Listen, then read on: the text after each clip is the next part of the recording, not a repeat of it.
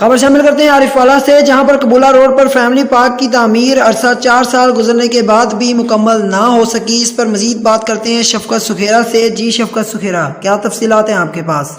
आरिफवाला में फातिमा जना family park की तोसी का मनसूबा फंड्स की अदम फराहमी पर खटाई में पड़ गया। नून लीगी दौरे हुकूमत में सन 2016 में इस फैमिली पार्क का संगे बुनियाद रखा गया और इस मनसूबे को 8 करोड़ रुपए की खतीर रकम से 3 साल के अरसा में पाया तकमील तक पहुंचाना था, मगर 4 साल के अरसा में इस फैमिली पार्क की सिर्फ 4 दीवारी ही तमीर हो सकी है।